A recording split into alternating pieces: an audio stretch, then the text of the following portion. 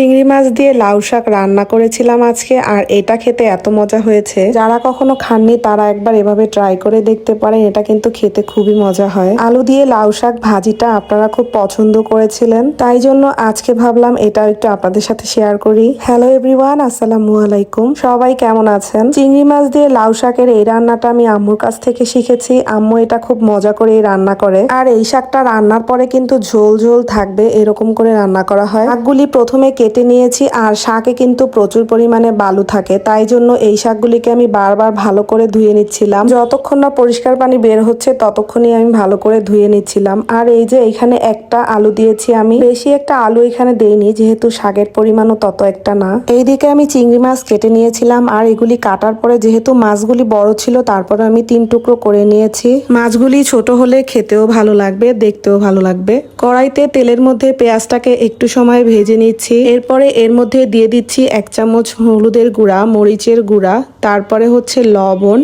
এগুলি দিয়ে আমি এটাকে অল্প একটু সময় একটু কষিয়ে নিব। আম্মুর হাতের এই রান্নাটা খুবই মজা হয়, তাই আজকে চেষ্টা করতেছি আম্মুর মতো করেই করার। জানি না কতটা মজা হবে, তবে হ্যাঁ, চিংড়ি মাছ দিয়ে লাউ শাক রান্না বরাবরই কিন্তু খুবই মজার হয়। যারা খেয়েছেন তারা অবশ্যই এটা সম্পর্কে জানেন। আবার কিন্তু এই লাউ শাক দিয়ে যে কোনো মাছের মাথাও রান্না করলে খুবই ভালো লাগে। আমি তো এদিকে কথা বলতে বলতে চিংড়ি মাছটাকে মশলাটার মধ্যে দিয়ে দিয়েছি। তারপরে এই যে একটু সময় নেড়ে চেড়ে এটাকে একটু কষিয়ে রান্না করে নিচ্ছি।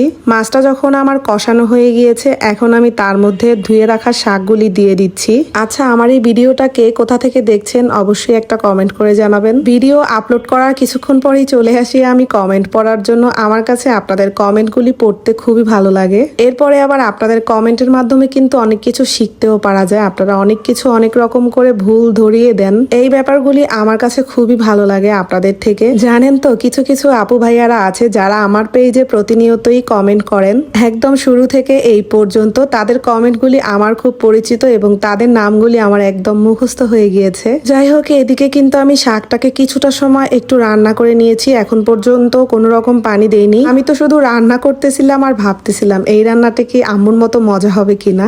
এরপরে আমি এর মধ্যে এখন পানি দিয়ে দিচ্ছি ঝোলের জন্য, যেহেতু এই শাকটা ঝোল রাখবো। আর এই শাক রান্নাটা ঝোল না রাখলে খেতে একদমই ভালো লাগবে না, তাহলে তো ভাজিই হয়ে গেল। এরপর কিছুক্ষণ পরে বলক আসার পরে আমি এটাকে নেড়ে চেড়ে দিয়েছি। আমি এখন এখানে আর কিছুই দিব না, এখানে আমি একটু কাঁচামরিচ কুচি দিয়ে দিব।